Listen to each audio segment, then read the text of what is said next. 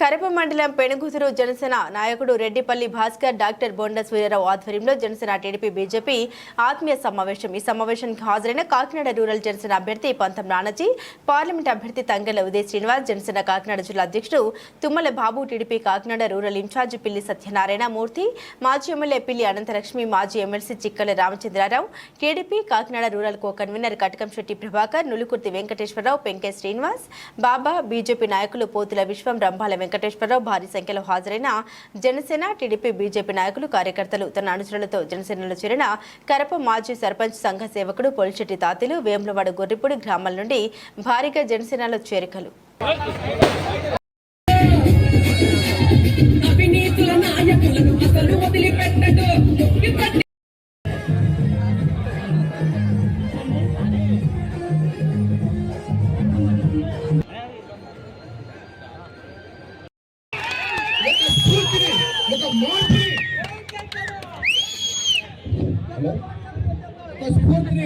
ఒక మార్పుని 2014లో ఆయన పార్టీ పెట్టినా పోటీ చేయలేదు. ఆ చంద్రబాబు నాయుడు గారిని ముఖ్యమంత్రి చేయడానికి ఎక్కడా కూడా ఒక వ్యక్తిని కూడా ఒక క్యాండిడేట్ కూడా పెట్టకుండా ఆయన కూడా నిలబడకుండా ఆ పార్టీని గెలిపించి మరి 2014లో రాష్ట్రం విడిపోయిన తర్వాత కూడా ఆయన కష్టపడి కృషి చేసి వచ్చినటువంటి ఒక మాజీ ముఖ్యమంత్రి కొడుకు చేసిన విధానం, పరిపాలన అంతా మీకు తెలుసు. సభాముఖంగా అందరికీ కూడా తెలియజేస్తాను. ముఖ్యంగా 42 సంవత్సరాల నుండి అనేక పరిస్థితి ఏర్పడింది. కారణం ఏంటంటే ఎంపీ అభ్యర్థి అలాగే ఎమ్మెల్యే అభ్యర్థి కూడా 2 పొత్తుల భాగంగా జనసేనకి ఇవ్వడం, వాళ్ళకి గ్లాస్ రావడం వల్ల ఈ తెలుగుదేశం పార్టీ గుర్తులేక ఇప్పటి వరకు కూడా తెలుగుదేశం పార్టీ అభిమానులు ఉన్న వారు అందరూ కూడా ఈ రాబోయే కాలంలో సైకిల్ గుర్తు బదులు ఈ గ్లాస్ గుర్తుకు వేయాలని ప్రతి వారికి తెలియజెప్పవలసిన విషయం కన్నా ప్రజానికం ఉందని చెప్పి ఈ గెలుపు కూడా సర్వేలు చెప్తా ఉన్నాయి.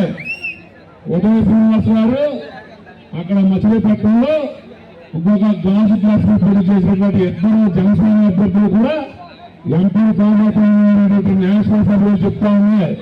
అందువల్ల ఖచ్చితంగా ఉదయ శ్రీనివాస్ గారి యొక్క లక్కీ నెంబర్ 9 అందరూ లక్కీ నెంబర్ గా అనేటువంటి 9 గుర్తును ఓటేసి ఉదయ శ్రీనివాస్ గారిని అతని మెజార్టీతో గెలిపించాలని మరి నానాజీ గారంటే ఎక్కడ ఉందో నానాజీ గారంటే ఈ కాకినాడ జిల్లాలో కాదు, ఉమ్మడి తూర్పుగోదావరి జిల్లాలో ప్రతి వ్యక్తితో, ప్రతి చిన్నవాడితో పరిచయం వ్యక్తి నానాజీ గారు. మరి స్వతంత్రంగా మనం ఇంటిలోకి వెళ్ళినట్టు పంతనారాజు గారు ఇంటికి వెళ్ళగలిగినటువంటి అభ్యర్థి పంతనారాజు గారు. అటువంటి పంతం అది సందర్భంగా మిమ్మల్ని అందరినీ చూస్తే అర్థమవుతా ఉంది. కేవలం ఎన్నిక రోజు కోసం ఎదురు చూస్తున్నటువంటి మీరందరూ కూడా మరి ఇక్కడ పంతం నానాజీ గారికి, తంగెళ్ల ఉదయ శ్రీనివాస్ గారికి కూడా మరి అనేక మంది మీకు ఎప్పటి నుంచో సాన్నిహిత్యంగా మీకు నాయకత్వం వహించినటువంటి పెద్దలు, గౌరవనీయులు, మరి సున్నిత మనస్సులు, నీతి నిజాయితీ పడినటువంటి చిక్కాల రామచంద్రరావు గారు కూడా మన మధ్యలో ఉన్నారు. పెద్దలు, గౌరవనీయులు ఉంటే ఈ విజయం మనందరి విజయం. వచ్చే స్థానిక ఎన్నికల్లో అందరం కలిసికట్టుగా అందరికీ సమానంగా మళ్ళీ స్థానిక ఎన్నికల్లో మీరందరూ నాయకులు అవుతారు. మంచి పొజిషన్స్ వస్తాయి. 5 ఏళ్లు మనం అధికారంలో ఉంటాం. 5 ఏళ్ళ అధికారమా, ఈ 10 రోజుల్లో చిన్న చిన్న ఈగోలా అనేది మీరు చూసుకోండి. సో దానివల్ల మనం ఈ 10 రోజులు కష్టపడి పనిచేసి 6వ నెంబర్ పైన మన రూరల్ కాబోయే ఎమ్మెల్యే, వీలైతే మంత్రి మన పంతం నానాజీ గారిని, అలాగే ప్రజల కాకినాడ రూరల్ నియోజకవర్గ ప్రజలందరికీ కూడా నమస్కారం అండి. నా పేరు రెడ్డిపల్లి భాస్కర్ అండి. ఈ రోజు పెనుగుదురు, కరప మండలం పెనుగుదురు గ్రామంలో నానాజీ గారు ఆదేశాల మేరకు, సత్యబాబు గారు ఆదేశాల మేరకు ఈ రోజు ఇక్కడ సభ ఏర్పాటు చేయడం అయింది. ఆత్మీయ సమావేశం. తెలుగుదేశం, టీడీపీ, జనసేన 3 కలిపి ఉమ్మడిగా అభ్యర్థులు నిలబెట్టారు కదా. అభ్యర్థులు ఇద్దరు వచ్చి మా దగ్గర ఆతిథ్యం స్వీకరించారండి. అయితే ఈ రోజు ఈ సభకి ముఖ్య కారణం ఏంటంటే టీడీపీ జనసేన బీజేపీ ఐక్యతగా ఉండాలి, ఇంకా పోరాటం చెయ్యాలి, ఇలా దొంగ ఓట్లు కూడా పెట్టే కార్యక్రమాలన్నీ కూడా చాలా యాక్టివ్ గా చేస్తున్నారు. అవునండి. అదే విధంగా కరప మండలంలో 23 గ్రామాల్లో కూడా మీకంటూ కొంతమంది అభిమానులు ఉన్నారు. అవునండి. పవన్ కళ్యాణ్ గారికి మీరెంత వీరాభిమానం, మీకంటూ కొంతమంది అభిమానులు ఉన్నారు. అవునండి. ఈ అభిమానులు అందరితో మీరు ఏర్పడితే మీకు ఎలా అనిపించింది? అంటే అభిమానులు అంటేనండి, నాకు ప్రత్యేకంగా అభిమానులు అంటే ఇష్టపడే వాళ్ళు ఉంటారండి. అభిమానులు అయితే మాకు కళ్యాణ్ గారికి ఉంటారండి. నాకు అభిమానులు అయితే ఎవరో లేరు, మా తమ్ముళ్ళే ఉన్నారు.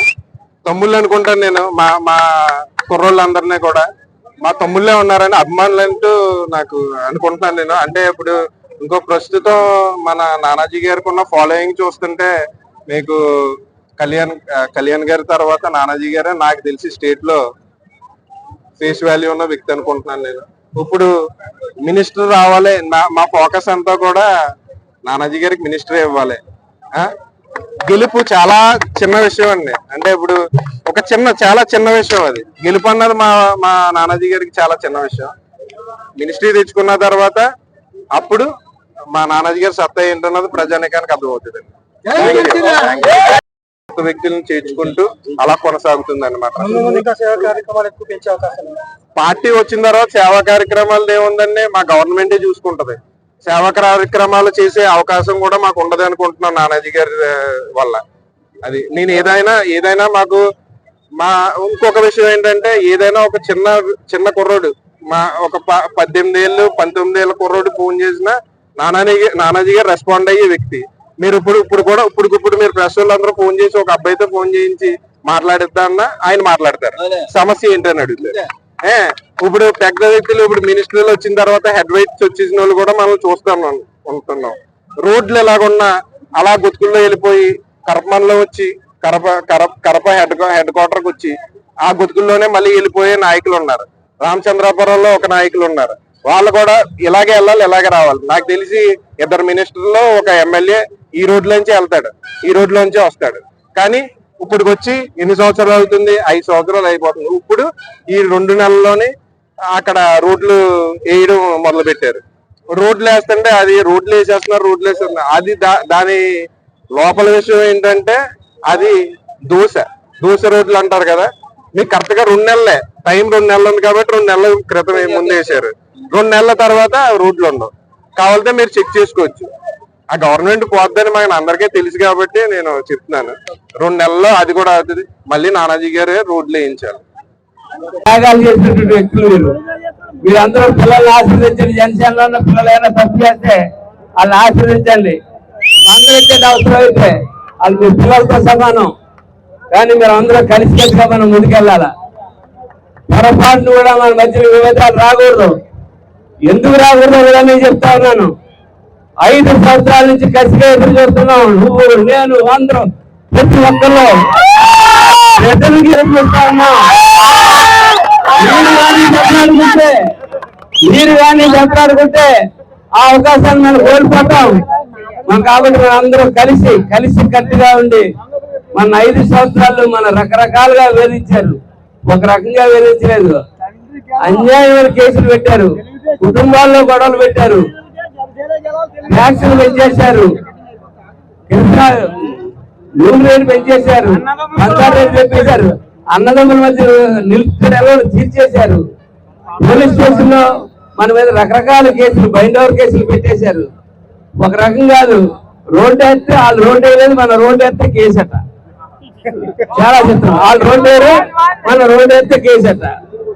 మనం ఏదన్నా సంఘాల ద్వారా ఓ మంచి చేద్దామంటే కేసు. ఇవాళ దాని మీద శ్మశానం పెట్టుకుందామంటే ఉప్పులంకలో దానికి కూడా చోటు ఇవ్వలేదు.